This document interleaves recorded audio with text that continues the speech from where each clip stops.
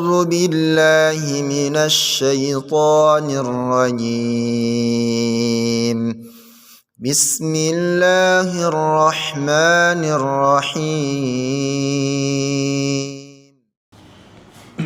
بسم الله الرحمن الرحيم.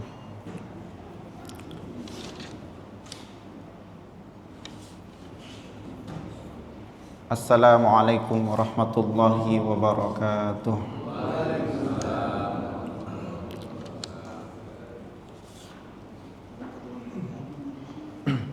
Alhamdulillahi rabbil bariyah, alladzi la na'budu illa iyyah. Assalatu wassalamu ala khairil bariyah wa ala alihi wa ashabihi wa man tabi'ahum bi ihsanin ila yaumil qiyamah. Ashhadu an la ilaha illallah wahdahu la syarika lah wa ashhadu anna Muhammadan abduhu wa rasuluh alladzi la nabiyya wa la rasula ba'dah.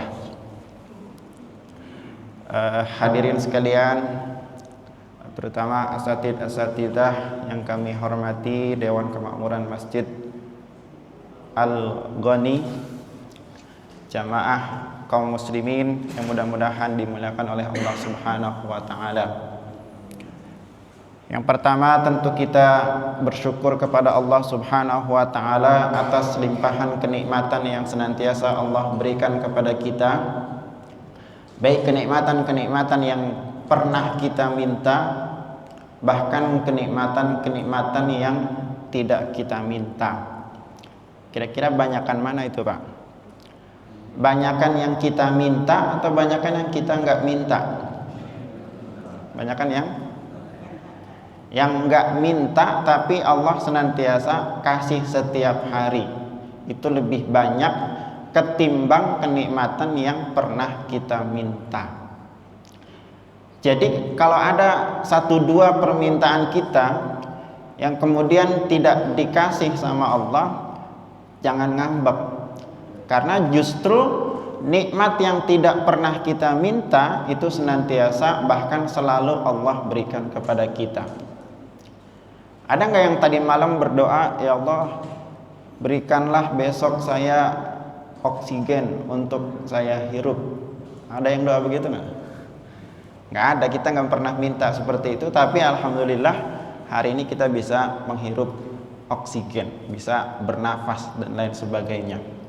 Salawat serta salam semoga tercurah kepada Nabi Muhammad sallallahu alaihi wasallam, yang mudah-mudahan kita semua yang hadir di sini tercatat sebagai umat beliau dan kelak nanti akan mendapatkan syafaatnya.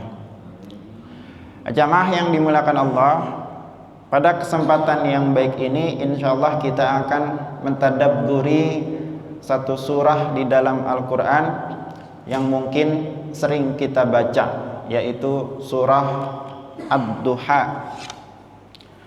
Surah Ad-Duha ini adalah surah di urutan ke-93 di dalam mushaf kita. Jadi di dalam Al-Quran itu memiliki 2 jenis tartib, 2 jenis urutan. Ada tartib nuzuli, ada tartib mushafi. Surah Ad-Duha secara tartib mushafi, urutan mushaf itu ada di urutan ke-93. Ada satu jenis urutan lagi yang jarang dibahas. Nah, saya juga nggak tahu Ad-Duha ini kalau di urutan namanya tartib nuzuli itu urutan keberapa. Ini memang tidak banyak yang menyebutkan tentang itu karena memang posisinya berbeda-beda. Ada yang disebut dengan tartib nuzuli atau urutan turun. Kalau di urutan mushaf, yang pertama itu adalah surah Al-Fatihah. Tapi kalau di urutan turun, tartib nuzuli, yang pertama itu adalah surah Al-Alaq. Nah, itu ada tartib mushafi dan tartib nuzuli. Kemudian surah Ad-Duha ini tergolong sebagai surah Makkiyah. Makkiyah artinya adalah surah-surah atau ayat-ayat yang turun sebelum hijrahnya Nabi dari Makkah ke Madinah. Itu disebut dengan Makkiyah. Nanti ada surat-surat yang turun setelahnya, setelah hijrah, itu disebut dengan apa? Madaniyah. Jadi yang sebelum hijrah itu disebut dengan Makkiyah, yang setelah hijrah disebut dengan Madaniyah.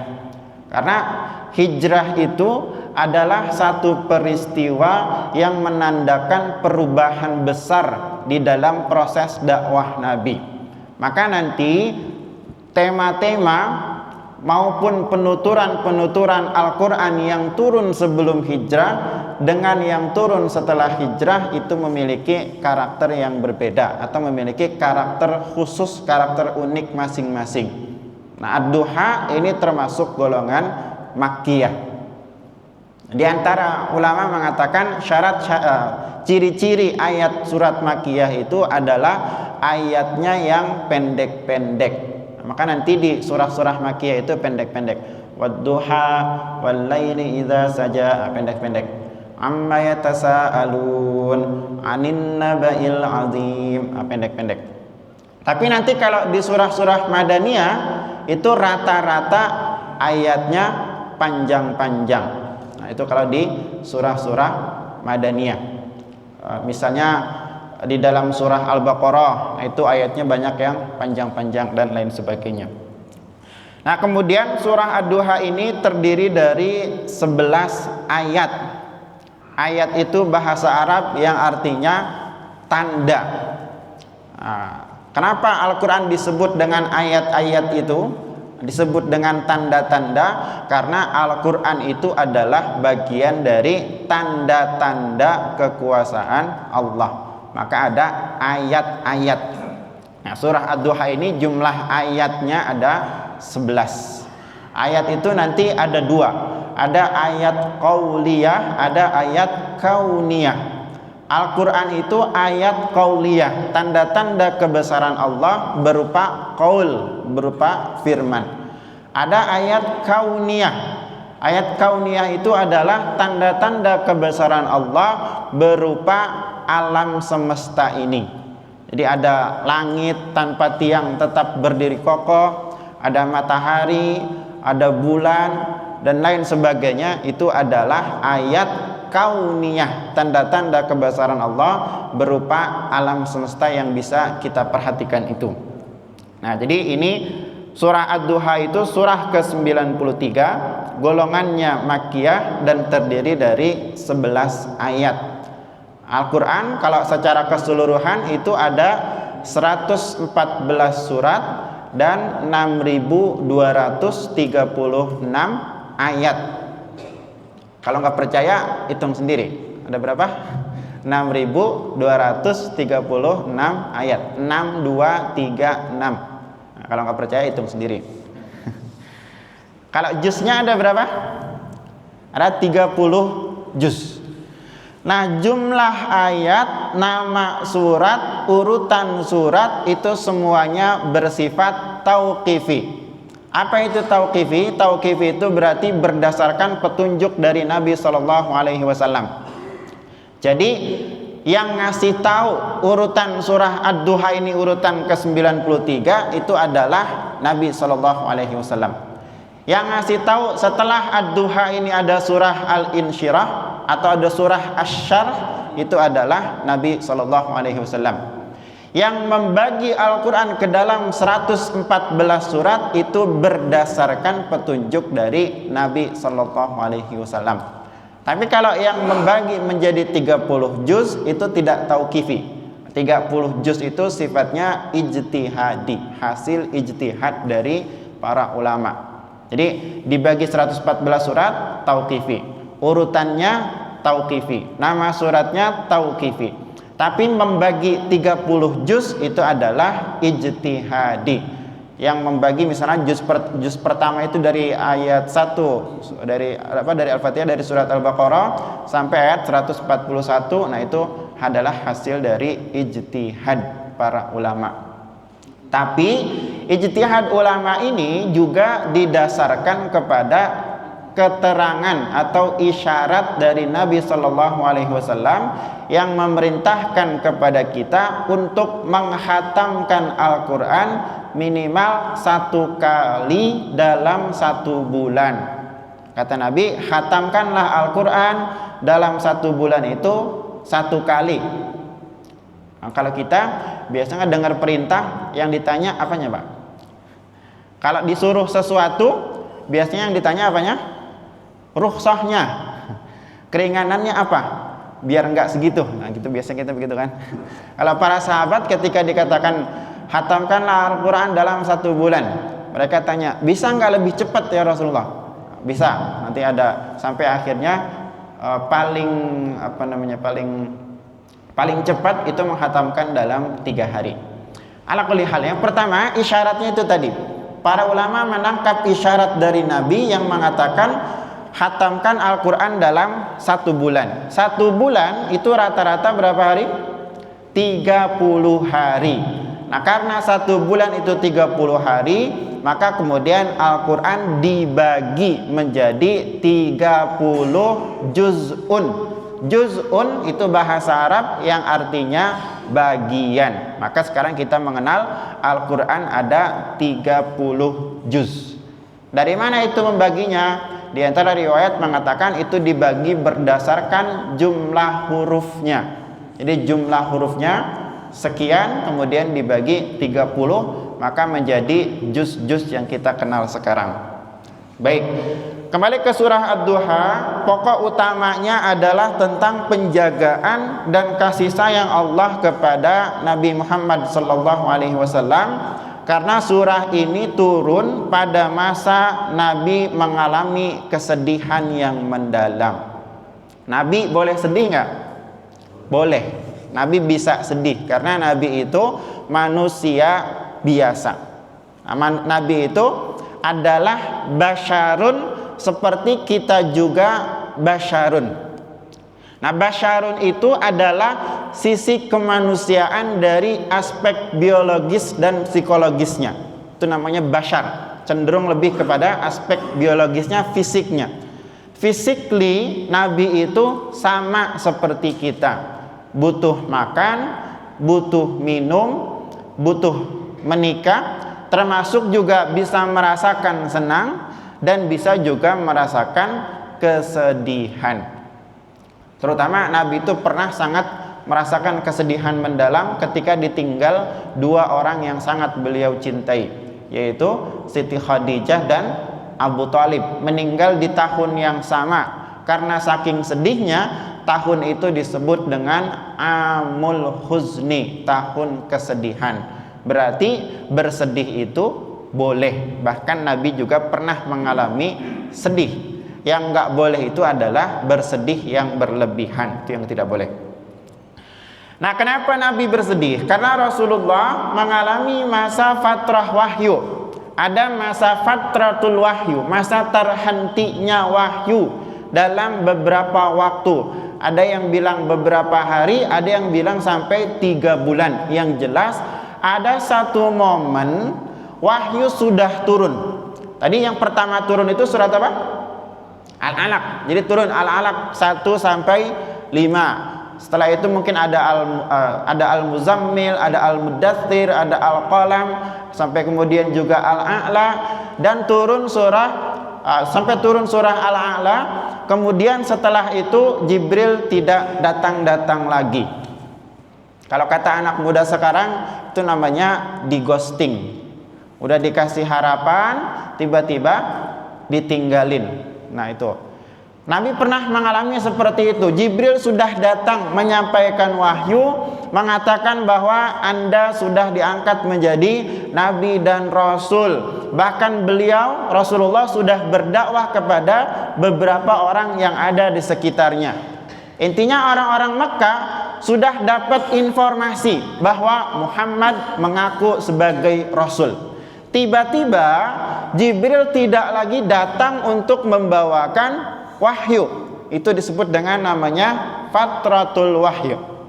Fatratul wahyi, masa terhentinya wahyu beberapa saat. Kira-kira bagaimana respon orang-orang kafir waktu itu? Mereka akan mencemooh Nabi. Mereka kemudian mencela Nabi. Tuh kan beneran dia gila. Nah, terus kemudian bahkan yang paling menyakitkan adalah mereka mengatakan Tuhan Muhammad telah meninggalkannya. Tuhannya telah meninggalkannya.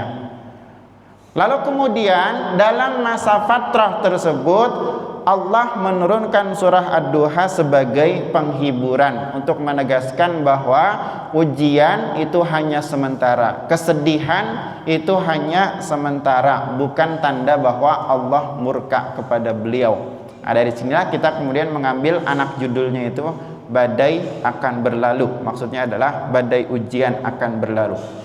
Baik, kita akan masuk ke dalam pembahasan surah Ad-Duha masing-masing ayatnya. Pertama adalah bagian pembukaan surah. Allah berfirman, A'udzu billahi minasy syaithanir rajim. Wad-duha wal-laili idza saja ma wadda'aka rabbuka wa ma qala. Demi waktu duha. Waktu duha itu adalah waktu ketika matahari mulai meninggi. Irtafa'at, matahari mulai meninggi. Dimulai sejak setelah terbitnya syuruk, itu sudah masuk awal waktu duha. Nanti paling utamanya duha itu adalah sekitar jam 9, sekitar jam 9, jam 10. Itu adalah titik inti daripada waktu duha. Wal-laili idza saja, dan malam apabila menutupinya. Jadi ini menyebutkan tentang duha setelah adanya malam. Kemudian Allah mengatakan ma wadda'aka rabbuka wa ma qala. Tuhanmu tidak meninggalkanmu dan tidak pula membencimu. Nah, tadi orang-orang musyrik sudah mengatakan bahwa apa? Tuhannya Muhammad telah meninggalkan dia. Itu kata orang-orang musyrik ketika Nabi mengalami fatratul wahyi. Maka surah Ad-Duha turun menjawab tuduhan, menjawab ejekan dari orang-orang musyrik tadi. Menjawab ejekan dari orang kafir. Kata mereka, Tuhannya Muhammad telah meninggalkannya. Maka Allah tegaskan, ma wadda'aka rabbuka wa ma qala. Tuhanmu tidak meninggalkanmu dan tidak pula membencimu. Nanti banyak di ayat-ayat Al-Quran itu yang memberikan sanggahan langsung atas klaim yang dituduhkan oleh orang-orang kafir, oleh orang-orang musyrik. Salah satunya ini, mereka mengatakan Tuhan Muhammad telah meninggalkannya. Allah jawab, Tuhanmu tidak meninggalkanmu. Nanti di ayat-ayat lain juga banyak Al-Quran itu memberikan respon terhadap ejekan orang-orang kafir, ejekan orang-orang musyrik. Misalnya ada juga di surah Al-Kautsar. Surah Al-Kautsar ayat ketiga. Gimana bunyinya Al-Kautsar ayat ketiga? Inna syani'aka huwal abtar. Itu sebelumnya kejadian anak laki-laki Rasulullah wafat. Jadi anak laki-laki terakhir beliau wafat ketika masih kecil. Ibrahim atau Qasim ya? Yang paling terakhir itu. Anak laki-lakinya wafat. Kemudian orang-orang kafir mengatakan Muhammadun abtar. Muhammad terputus. Apa yang maksud terputus? Terputus nasabnya. Karena orang Arab itu mengatakan kalau orang nggak punya anak laki-laki, tidak ada nanti yang meneruskan. Akhirnya nanti namanya nggak disebut-sebut lagi, namanya hilang dari peredaran. Itu disebut dengan abtar, terputus. Jadi orang-orang kafir mengatakan Muhammadun abtar. Maka kemudian Allah menjawab ejekan mereka dengan berfirman, Inna syani'aka huwal abtar. Sesungguhnya mereka yang membencimu, merekalah yang terputus.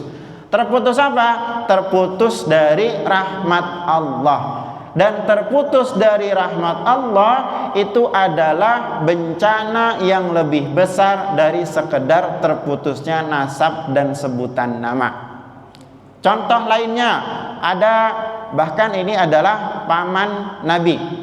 Kita kenal namanya dengan Abu Lahab. Suatu ketika Nabi mengumpulkan orang-orang Mekah, menyampaikan dakwah beliau, kemudian ada orang ini, Abu Lahab ini mengatakan, tabban laka ya Muhammad alihadza jama'tana. Celakalah engkau Muhammad, hanya untuk ini engkau mengumpulkan kami. Lalu kemudian Allah jawab celaan Abu Lahab itu dengan berfirman, tabbat yada abi lahabi wa tabb, dan seterusnya sampai selesai berisi celaan untuk Abu Lahab.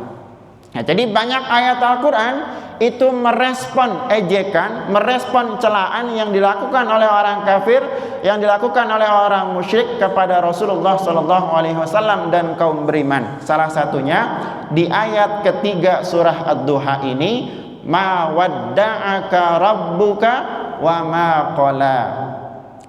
Nah, Allah bersumpah dengan waktu duha dan juga malam. Waktu duha itu adalah simbol terang. Malam itu adalah simbol kegelapan. Bisa juga simbol ketenangan. Jadi waktu malam itu bisa bermakna ketenangan. Karena biasanya malam itu sepi, sunyi. Makanya kita kalau sholat tahajud itu di malam hari merasakan ketenangan yang luar biasa. Karena kondisinya masih sepi, sunyi, tenang.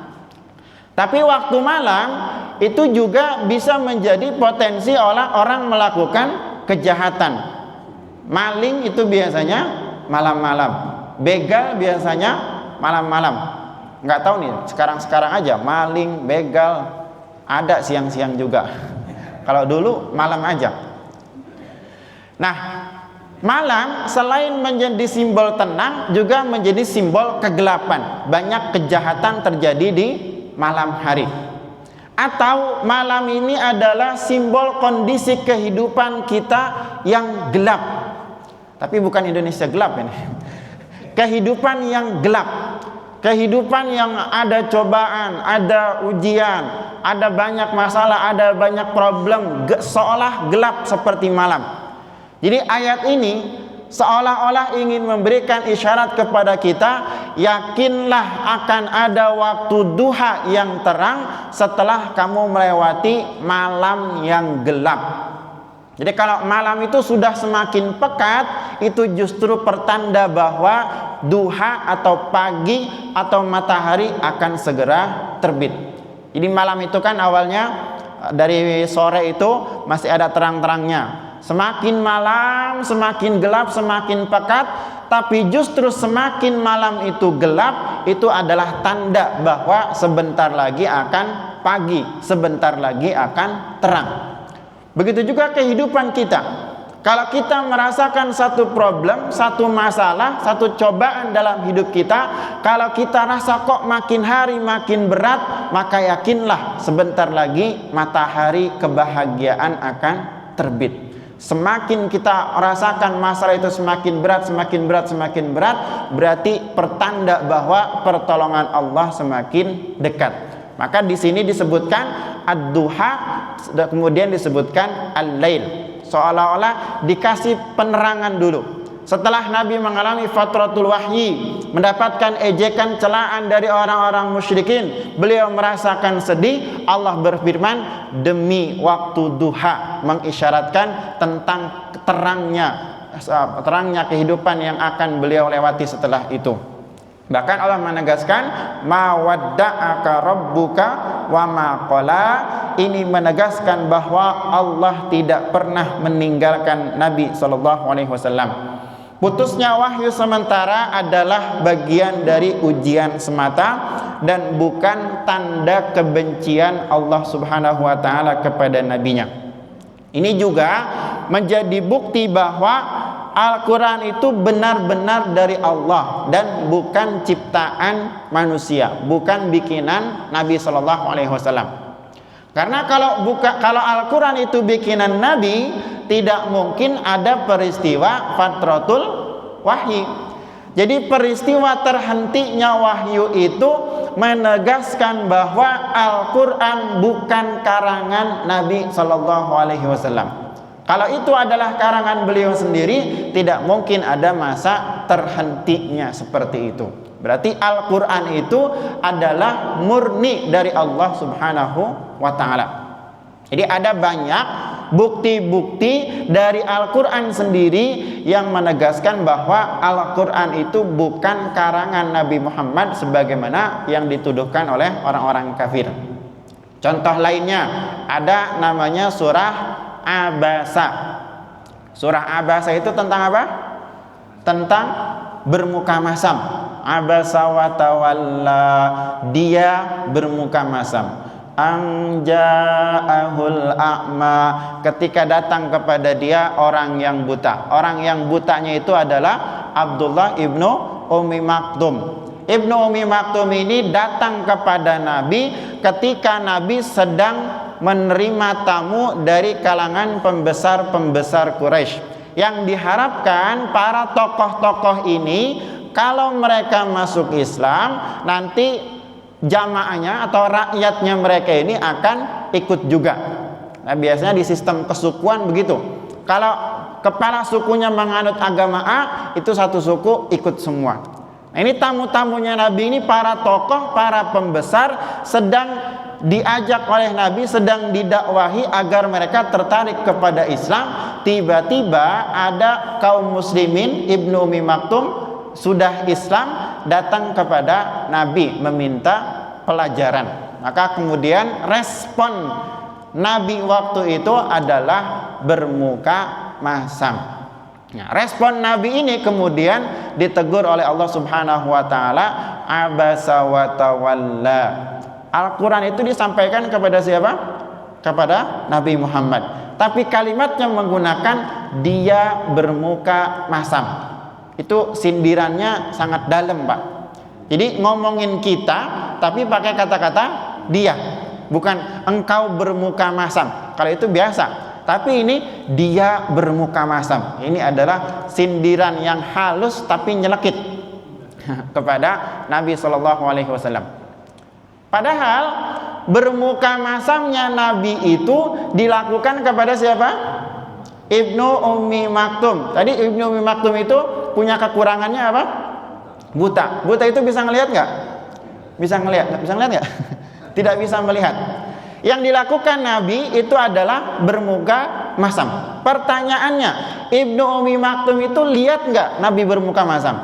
Nggak lihat, karena dia buta. Maka seharusnya respon Nabi yang bermuka masam itu tidak ngaruh sedikit pun kepada Ibnu Ummi Maktum, karena beliau hanya bermuka masam, tidak mengeluarkan kata-kata, tidak mengeluarkan suara, tidak memberikan sentuhan fisik dan lain sebagainya. Beliau hanya bermuka masam saja. Maka kemudian itu dipandang bukan sebagai kesalahan, bukan sebagai dosa, hanya khilaful aula, menyelisihi yang utama. Jadi hanya sekedar menyelisih keutamaan beliau sebagai nabi saja. Nah, karena kalau kita lihat-lihat, kalau kita timbang-timbang, sebenarnya bermuka masamnya Nabi itu juga tidak ngaruh kepada Ibnu Ummi Maktum. Nah, maka adanya surah Abasa membuktikan bahwa Al-Quran itu bukan bikinan Nabi SAW. Karena kalau itu bikinan dia, kita misalnya Pak nulis buku, maka tidak mungkin dalam buku itu kita menyebutkan kejelekan kita. Kita kalau nulis buku pasti yang kita tulis yang positifnya terus, yang berjuangnya, yang berhasilnya dan lain sebagainya. Nah, tapi ini Al-Quran ada menyebutkan salah satunya sesuatu yang dipandang sebagai kekeliruan atau dipandang sebagai kekurangan, atau apa tadi? Abasa wa tawalla. Nah, itu berarti bukti bahwa Al-Quran itu benar-benar dari Allah. Termasuk ada peristiwa Fatratul Wahyi tadi menunjukkan bahwa Al-Quran itu benar-benar dari Allah, bukan bikinan karangan Nabi sendiri. Kemudian ayat berikutnya ada janji masa depan. Allah berfirman, walal akhiratu khairul laka minal ula, dan benar-benar akhirat itu lebih baik bagimu daripada al-ula, yang permulaan. Nah, ini di ayat ini disebutkan secara seimbang. Ada akhir, ada ula. Akhir itu maksudnya akhirat, kehidupan kita nanti yang akan abadi. Al-ula permulaan itu maksudnya adalah kehidupan di dunia. Ini memang tidak banyak disebutkan persandingannya itu akhir sama awal begini. Biasanya akhirat itu disandingkannya dengan kata apa? Dunia. Nah, biasanya akhirat dunia atau dunia akhirat dan lain sebagainya. Tapi di dalam ayat ini yang disebut itu adalah akhiratu, akhirat lebih baik bukan minad dunia tapi minal ula, daripada yang permulaan. Tapi maksud al-ula di sini adalah ad-dunya. Masa depan Nabi SAW itu akan lebih baik daripada masa lalu beliau. Dan kehidupan di akhirat itu lebih mulia daripada dunia. Maka kalau kita menjadikan akhirat itu sebagai orientasi utama, apapun yang terjadi di dunia tidak mempengaruhi kita, karena yang lebih baik itu adalah kehidupan di akhirat nanti.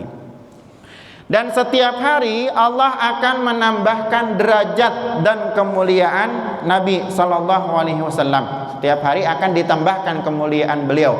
Bahkan Nabi itu mendapatkan ajrun ghairu mamnun. Di dalam surah Al-Qalam, wa innalaka la ajran ghairu mamnun. Dan sesungguhnya bagi engkau ada pahala yang tidak terputus. Dari mana?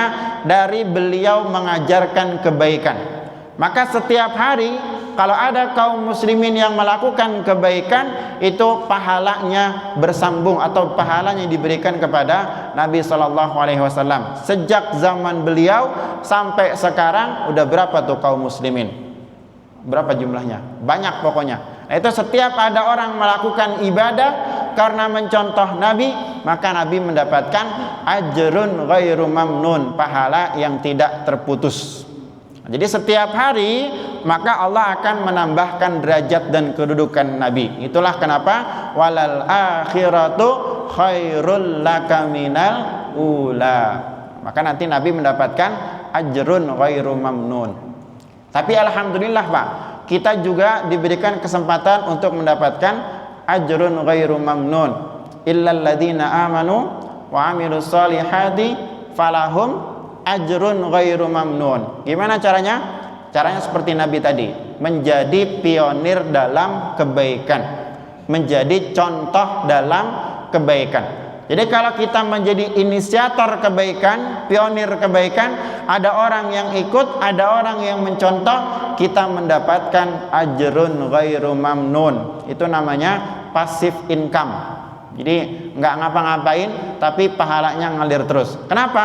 Karena pernah menjadi inisiator atau menjadi pionir kebaikan yang diikuti oleh orang lain. Itulah mengapa walal akhiratu khairul laka minal ula. Dan dunia ini hanyalah tempat singgah sebentar. Jadi kehidupan kita yang kekal itu adalah nanti di akhirat. Kemudian berikutnya, wala sawfa yu'tika rabbuka fatardha. Ini janji pemberian Allah. Dan kelak akan memberimu Tuhanmu, maksudnya Tuhanmu akan memberimu fatardha, lalu engkau akan menjadi ridha. Allah menjanjikan anugerah besar.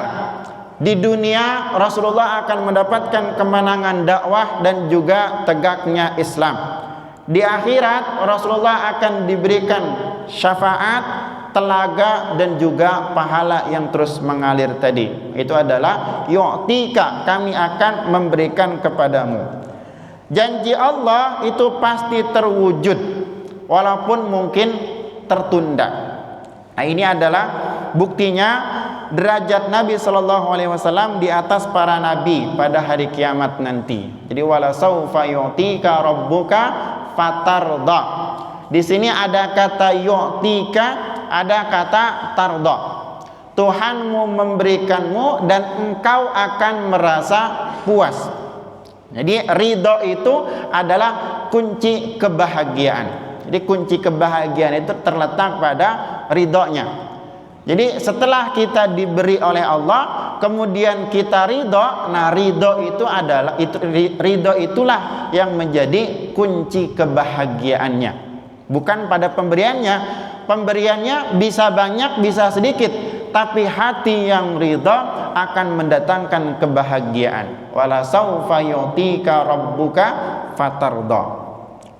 Kemudian setelah Allah menyebutkan anugerah-anugerah tadi, pertama Allah bersumpah wadduha wal laili idza saja. Kemudian ma wadda'aka rabbuka wa ma qala walal akhiratu khairul laka minal ula wala saufa yu'tika rabbuka fatardha. Itu berhubungan dengan yang sekarang dan masa depan. Setelah itu Allah menyebutkan, mengingatkan kepada Nabi tentang nikmat masa lalu. Allah mengatakan alam yajidka yatiman fa'awa, bukankah kami mendapatimu dulu sebagai anak yatim, kemudian Allah melindungimu. Jadi Nabi itu yatim sejak masih kecil, Allah melindungi melalui perantara kakek dan paman beliau. Siapa nama kakeknya Nabi? Abdul Muthalib. Pamannya siapa? Abu Thalib. Nah, salah satu pamannya Nabi itu adalah Abu Thalib. Nah, ini penting Pak, kita mengenalkan silsilah Nabi itu, keluarga Nabi itu kepada generasi muda kita, kepada anak-anak kita. Kita kasih tahu Nabi itu punya bapaknya namanya siapa? Abdullah. Ibunya namanya Aminah. Kakeknya namanya Abdul Muthalib dan lain sebagainya. Salah satu pamannya namanya Abu Thalib. Paman Nabi itu karakternya berbeda-beda. Ada yang tadi Abu Lahab. Abu Lahab itu sejak awal menolak dakwah Nabi. Ada juga paman Nabi itu Abu Thalib. Abu Thalib ini tidak menolak dakwah, bahkan mendukung dakwah, tapi secara zahir tidak sempat bersyahadat. Itu Abu Thalib. Jadi zahirnya tidak sempat bersyahadat atau tidak sempat masuk Islam, tapi membela dakwah Nabi. Makanya ketika Abu Thalib ini masih hidup, orang-orang kafir itu nggak ada yang berani menyerang Nabi secara fisik. Jadi cuma lisan saja, cuma omongan saja, Muhammad gila, Muhammad penyihir dan sebagainya. Tapi yang nyentuh fisik nggak ada selama Abu Thalib masih hidup. Nah, setelah Abu Thalib wafat, baru mulai ada yang melakukan serangan-serangan secara fisik. Jadi sejak kecil Nabi sudah yatim. Kata Allah, kami melindungi dengan cara diasuh oleh kakek, diasuh oleh paman, dan seterusnya. Ini bukti bahwa Allah sudah menjaga beliau bahkan sebelum kenabian. Jadi Allah tidak akan meninggalkan beliau juga setelah menjadi nabi. Jadi sebelum jadi nabi saja, yatiman fa'awa. Dulu kamu yatim, kami melindungi, padahal kamu belum jadi nabi. Apalagi kalau sekarang sudah menjadi nabi.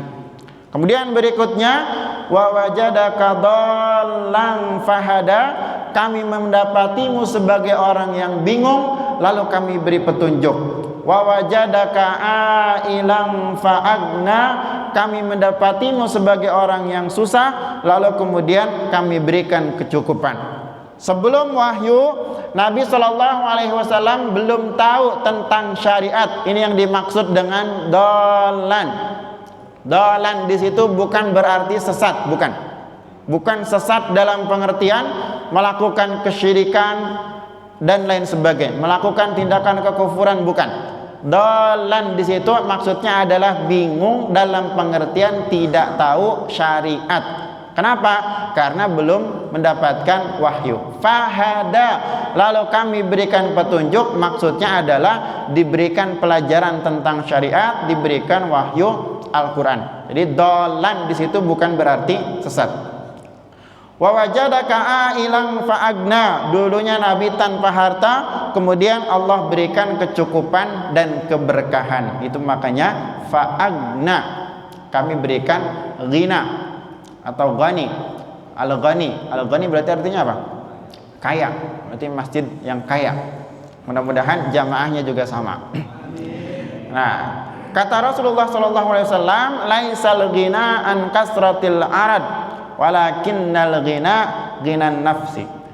Kekayaan itu bukan karena kaya harta saja, tapi kekayaan sejati adalah ghinan nafs, kayanya hati, yaitu adalah hati yang ridha atas keputusan Allah, itulah kekayaan yang sejati. Hadis riwayat Bukhari dan Muslim.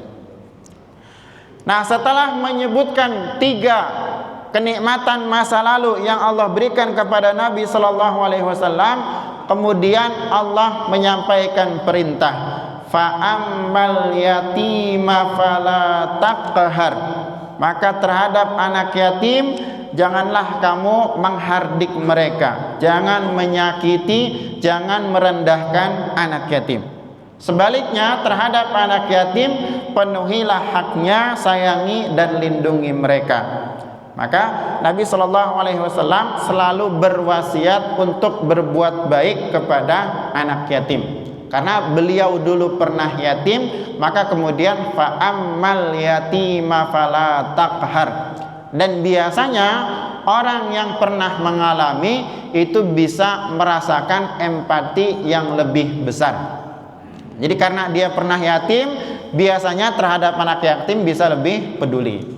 Sama seperti misalnya ada orang pernah mengalami bencana, ketika dia lihat di tempat lain ada bencana, dia akan merasakan empati yang lebih dalam. Itu fa'ammal yatima fala taqhar.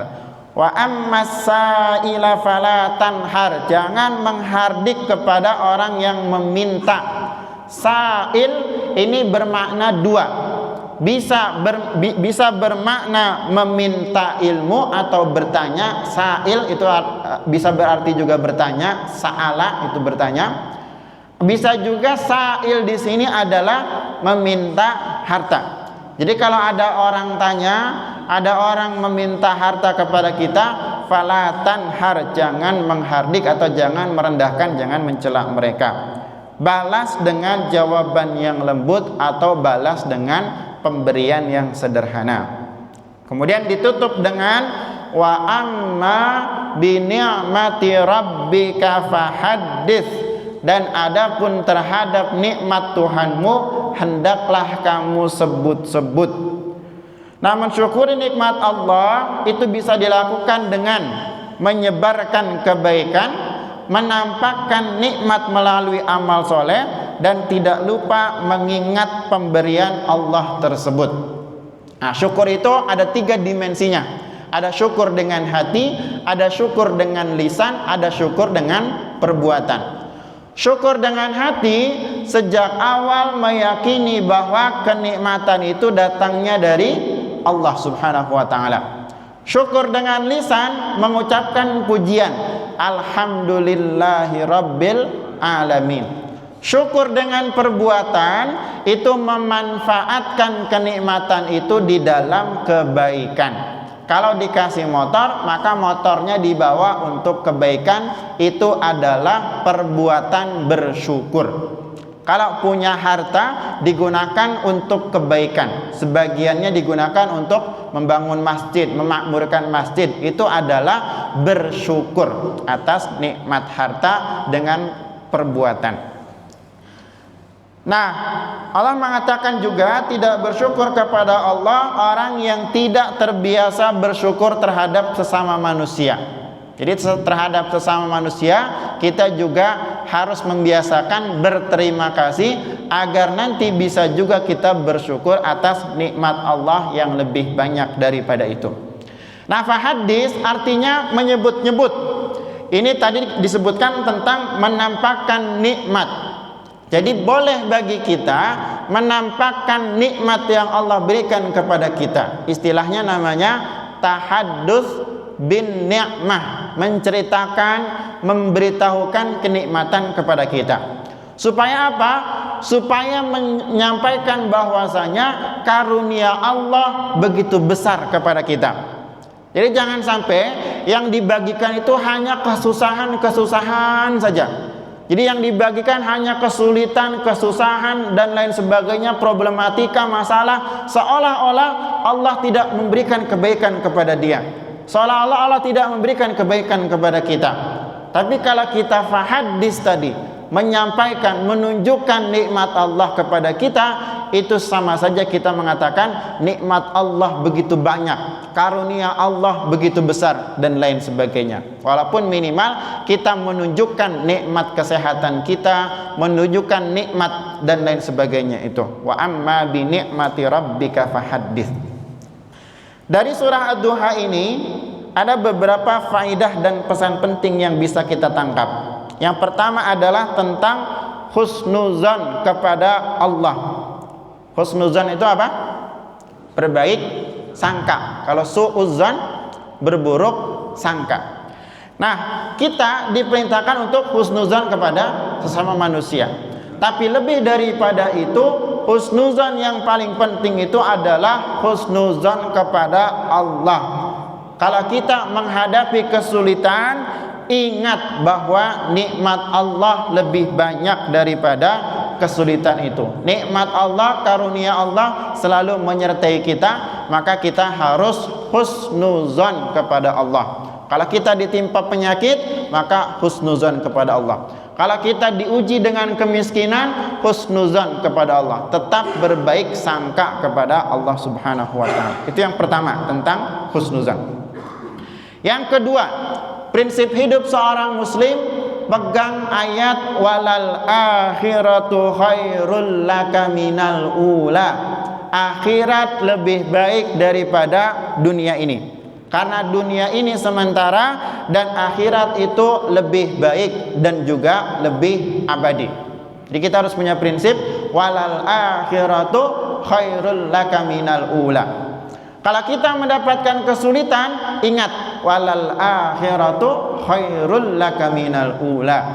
Kalau kita mendapatkan kebahagiaan, mendapatkan sebuah nikmat karunia, maka ingat walal akhiratu khairul laka minal ula. Jadi kalau habis beli mobil baru, jangan sombong. Ingat bahwa walal akhiratu khairul laka minal ula. Mobil ini kalau dimanfaatkan untuk kepentingan akhirat, maka dia akan menjadi lebih baik. Maka kita harus punya prinsip apa? Walal akhiratu khairul laka minal ula. Kalau mendapatkan kesulitan, ingat ada akhirat. Kalau mendapatkan kebahagiaan juga sama, ingat ada akhirat yang lebih baik, lebih kekal daripada kehidupan di dunia ini. Pesan yang ketiga tentang mensyukuri nikmat. Tadi caranya dengan mengakui dan juga menggunakan dalam kebaikan, termasuk juga menampakkan syukur. Itu adalah bentuk syukur nikmat. Itu yang ketiga. Yang keempat, surah Ad-Duha ini memberikan gambaran tentang didikan Allah. Jadi ujian itu mendidik hati agar peka pada penderitaan orang lain. Kalau kita mendapatkan kesulitan, kemudian nanti orang lain mendapatkan kesulitan yang sama, kita akan lebih peka. Yang tadi kita sebut sebagai lebih memiliki empati terhadap kesulitan orang lain. Yang kelima, itu tentang keteladanan Nabi. Dari kesederhanaan hidup sampai beliau dianugerahi kelapangan, tapi beliau tetap zuhud dan juga tetap dermawan. Dan yang keenam itu tentang hakikat bahagia.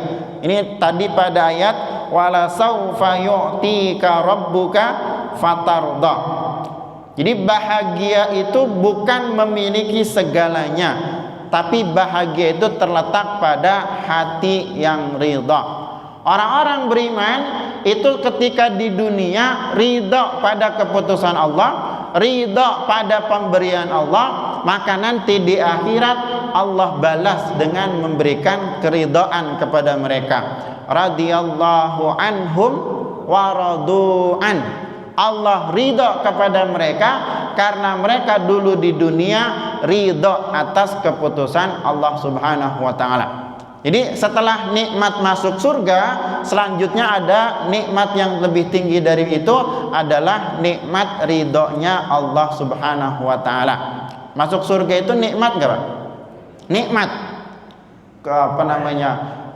Banyak fasilitas yang luar biasa di surga. Tapi lebih dahsyat daripada itu adalah ridhonya Allah Subhanahu wa taala. Sama kalau kita di dunia misalnya dikasih rumah, ada orang ngasih rumah ke kita, enak gak? Enak. Misalnya suami istri, suaminya ngasih, nih rumah tempatin aja, kasurnya ada, TV-nya ada, lemarinya ada, kompor ada, semua pakai aja, enak gak?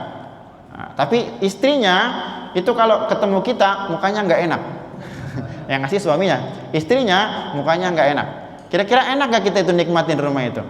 Nggak enak. Kalau yang ngasihnya itu masih kurang ridho, yang ngasihnya nggak ridho, seberapa besar pun fasilitas itu rasanya nggak enak, rasanya nggak nikmat. Nah, mendingan kontrak aja lah daripada dikasih tapi yang ngasihnya begini. Nah, itu namanya ridho itu lebih penting daripada pemberiannya. Nah, maka hakikat kebahagiaan itu terletak pada hati yang ridha menerima keputusan-keputusan Allah. Terakhir yang ketujuh, surah Ad-Duha ini menggambarkan tentang tentang adab sosial. Allah berfirman, wa ammas sa'ila fala tanhar. Nah, sekarang logikanya begini. Kalimatnya wa ammas sa'ila fala tanhar. Padahal biasanya kalimat yang umum itu begini, terhadap orang yang meminta maka apa? Kalau ada orang minta kita disuruh apa? Kasih. Nah, itu kan. Terhadap orang yang meminta maka kasihlah. Terhadap orang yang bertanya maka jawablah. Tapi ternyata Allah justru ingin menggambarkan bukan sekedar pemberiannya, tapi yang ingin diajarkan adalah tentang adab. Wa ammas sa'ila bukan fa'atihi, tapi fala tanhar. Terhadap orang yang meminta, terhadap orang yang bertanya, maka janganlah menghardik. Maksudnya apa? Bisa jadi ada orang meminta, kita nggak bisa memberi. Mungkin nggak seperti itu? Mungkin. Misalnya ada orang minta motor kepada kita, Pak minta motor Pak, gitu. Pak saya juga nggak punya, gitu misalnya begitu. Saya juga punya satu, misalnya begitu. Jadi bisa jadi ada kejadian orang meminta kepada kita, kita tidak bisa memberi. Atau ada orang bertanya kepada kita, kita tidak bisa menjawab. Maka perintahnya bukan wa ammas sa'ila fa'atihi, terhadap orang yang meminta maka berilah, bukan seperti itu. Tapi terhadap orang yang meminta jangan menghardik. Walaupun tidak bisa memberi, maka minimal menampilkan adab yang bagus, menampilkan adab yang baik. Kalaupun tidak bisa menjawab, maka berikanlah respon yang baik, respon yang lembut. Kalaupun tidak bisa memenuhi permintaannya, maka fala tanhar, jangan sampai kemudian menyakiti orang yang meminta atau menyakiti orang yang bertanya tersebut. Itu yang ketujuh tentang adab sosial dari surah Ad-Duha. Nah, surah Ad-Duha ini adalah salah satu surat penghibur di masa sulit. Tadi kan asbabun nuzulnya turun setelah fatratul wahyi. Maka bagi kita bisa juga menjadi motivasi kita ketika sedang merasakan sulit. Jadi kalau lagi merasa kok susah banget hidup ini, baca surat Ad-Duha, resapi, renungi maknanya. Terutama pada ayat walal ma wadda'aka rabbuka wa ma qala walal akhiratu khairul laka minal ula. Itu akan menjadi terapi mental kita dengan merenungi, membayangkan, menghayati makna dari surah Ad-Duha ini, bisa menjadi penghibur di masa sulit. Nah, tapi kalau ada imam keseringan baca Ad-Duha, jangan diledekin ya Pak, ini imamnya banyak masalah nih bacanya Ad-Duha terus. Enggak begitu juga. Pelajaran untuk kita, jangan putus asa ketika doa terasa lama terjawab. Jadi doa itu adalah bagian dari ibadah. Jadi kalau misalnya kita berdoa belum terwujud apa yang kita minta itu, jangan berputus asa. Karena doa itu pasti diijabah. Ijabah artinya apa? Dijawab. Berdoa pasti dijawab. Hanya saja jawaban dari Allah belum tentu sesuai dengan permintaan kita. Kita mintanya A, Allah kemudian bisa memberikan A juga, bisa memberikan B, atau tidak memberikan apa-apa tapi dicatat sebagai pahala untuk di akhirat. Jadi jangan berputus asa ketika doa kita terasa lama belum terwujud. Ingat nikmat Allah yang sudah Allah beri. Nah ini tadi, kalau ada permintaan kita yang belum dikasih, maka ingat ada nikmat yang tidak pernah kita minta tapi selalu Allah kasih. Yakinlah bahwa badai tidak abadi karena Allah bersama kita. Kalau Nabi saja dihibur melalui ayat ini, maka kita juga bisa terhibur dengan surah Ad-Duha ini. Nah, itulah beberapa hal yang bisa kita tadabburi dari surah Ad-Duha. Mudah-mudahan bisa menambah kecintaan kita kepada Al-Quran, menambah keyakinan kita tentang kebenaran Al-Quran, dan terutama bisa memberikan motivasi di dalam kehidupan kita. Biasanya ada ini enggak? Ada tanya jawab enggak? Ada. Ya, silakan kalau ada dulu sebelum ditutup. Ya, silakan. Saya sambil minum ya, Pak.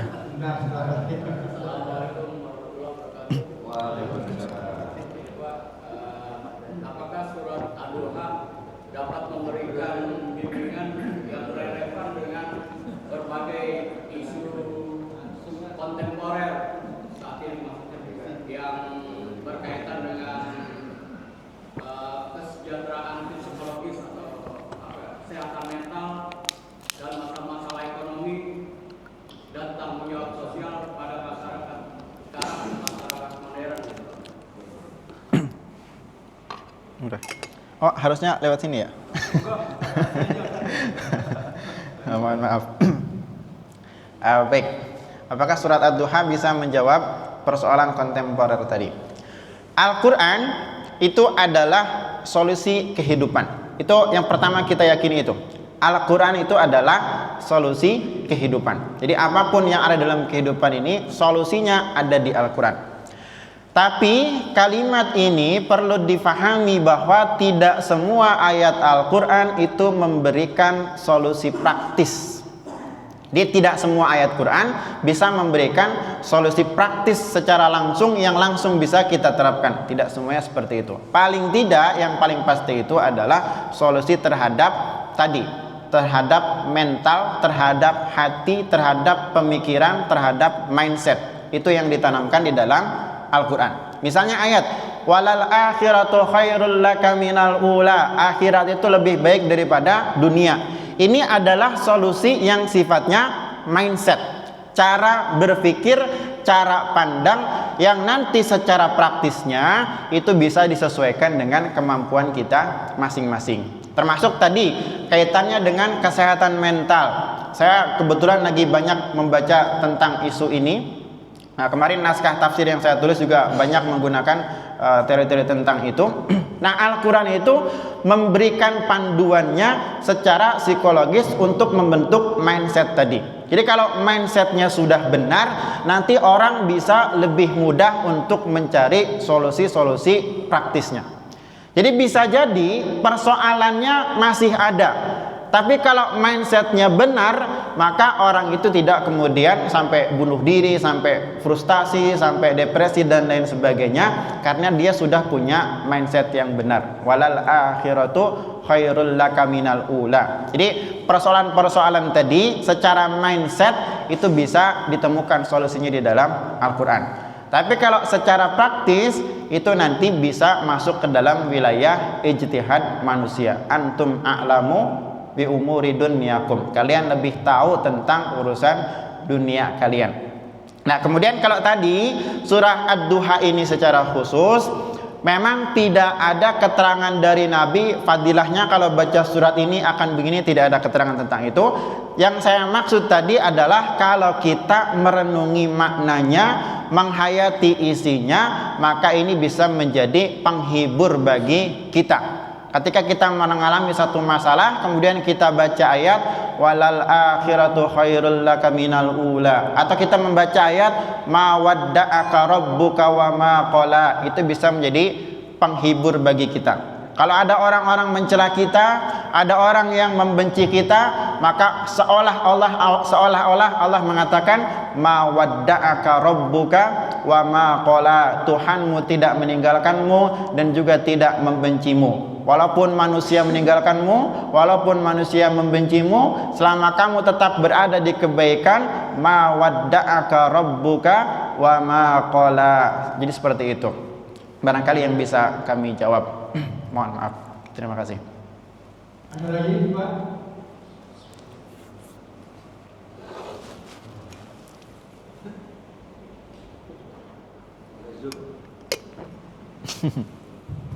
Assalamualaikum warahmatullahi wabarakatuh. Waalaikumsalam. Saya menggerakkan pada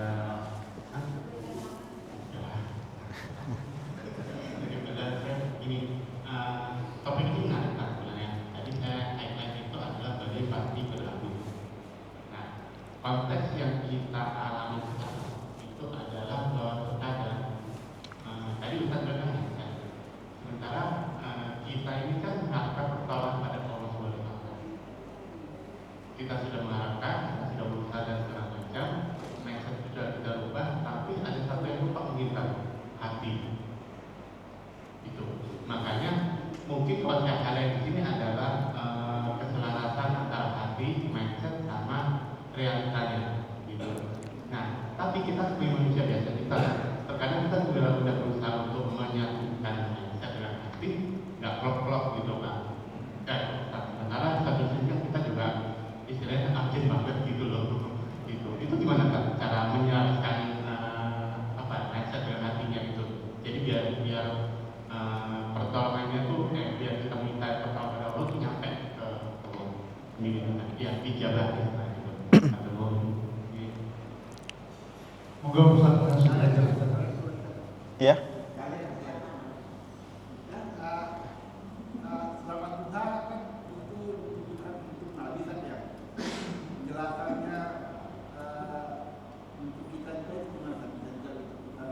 Oh iya.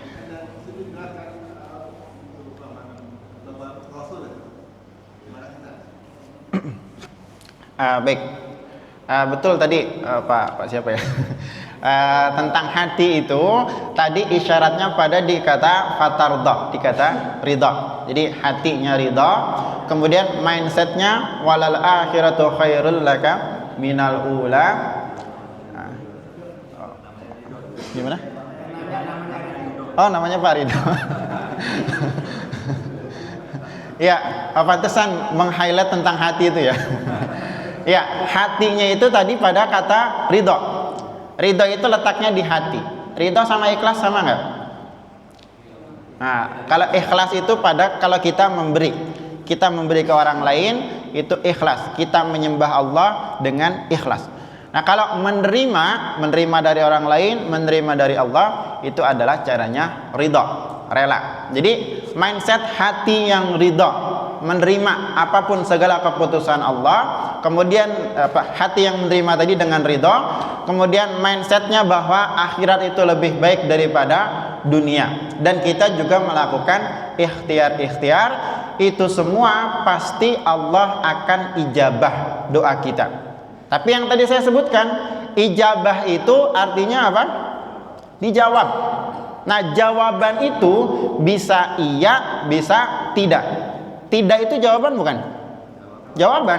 Misal, ya Allah, berikan saya pekerjaan yang gajinya 100 juta.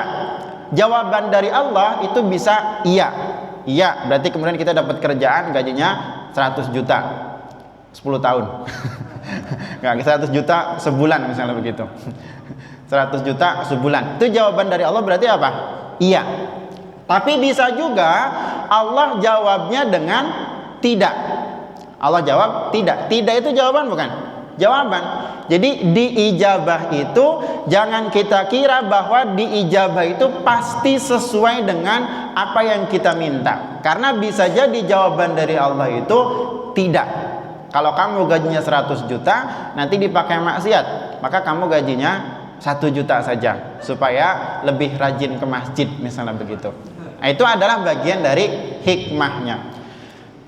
Tapi berat menerimanya. Nah, kalau berat menerimanya, disitulah letak ridho tadi. Yang penting kita sudah ikhtiar, tapi ternyata tidak sesuai dengan permintaan, itu berarti yang kedua, tidak.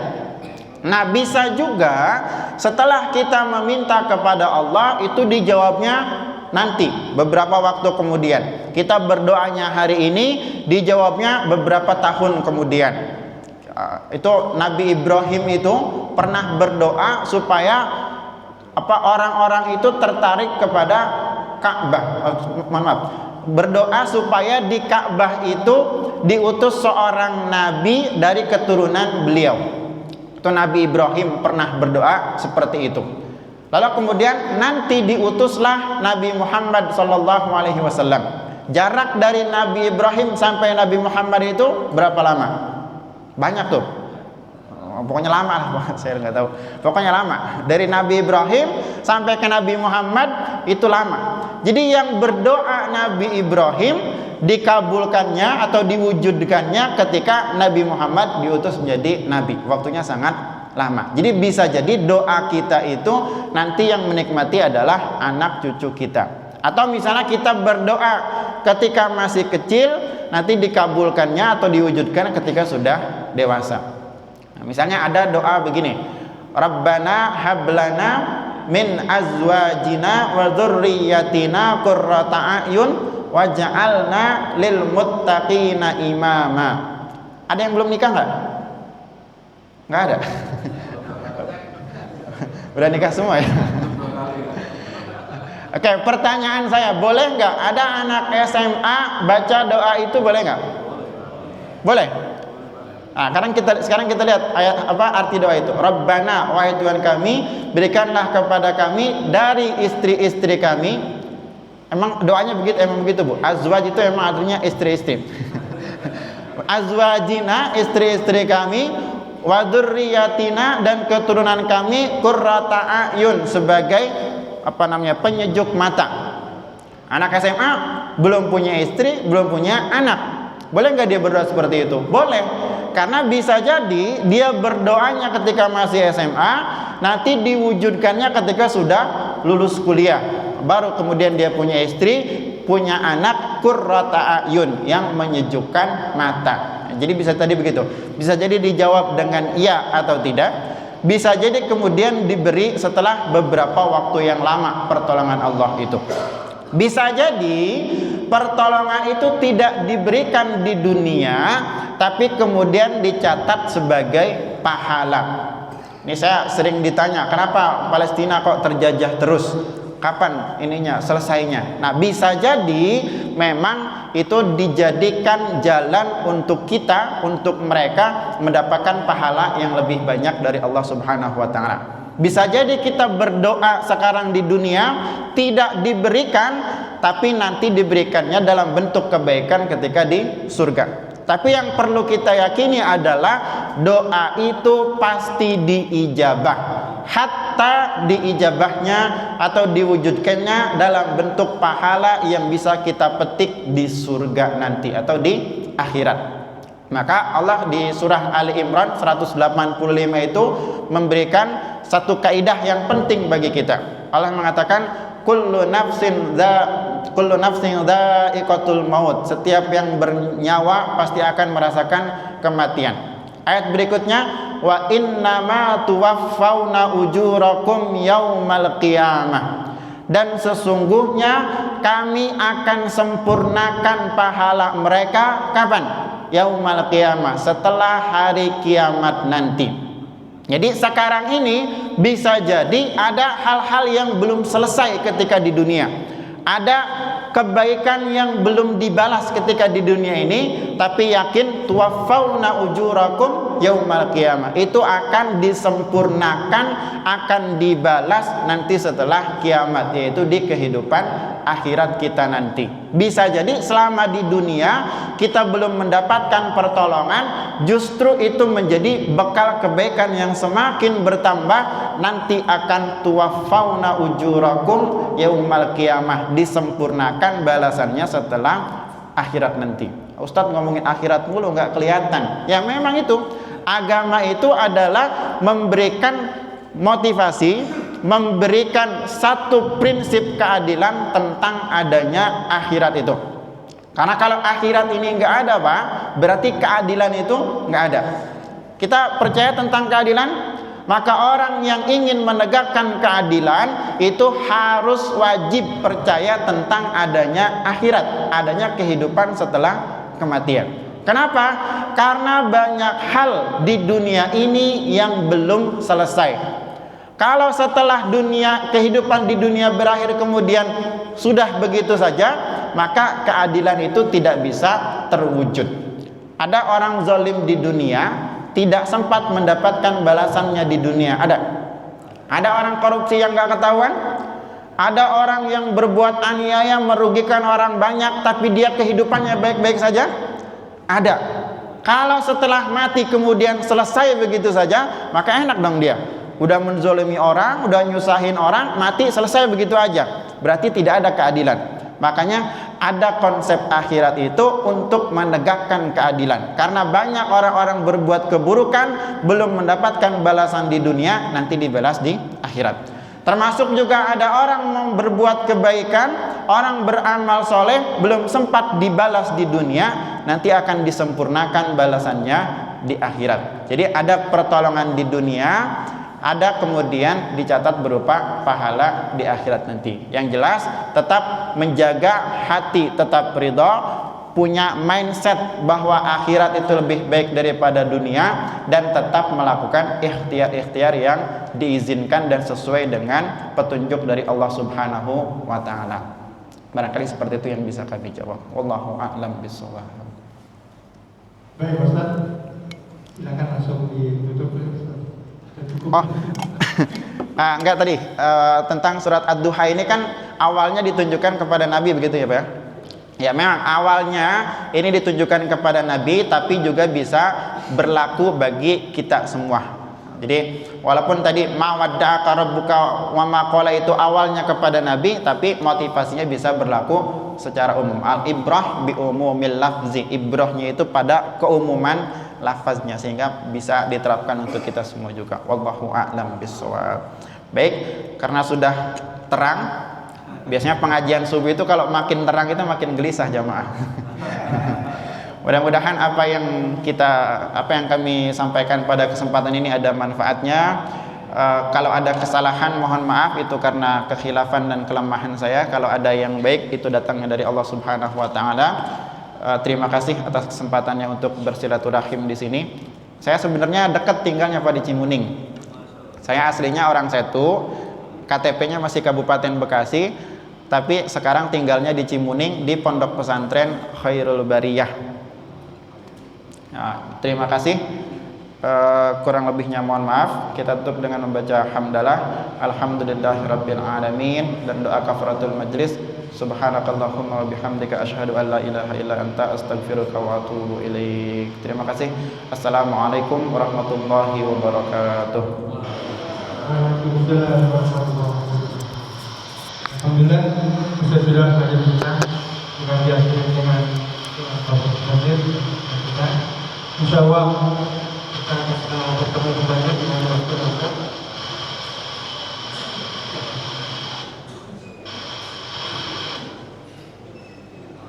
Baik, silakan salat suruh, dan jangan lupa nanti dilanjut dengan rapat pengurus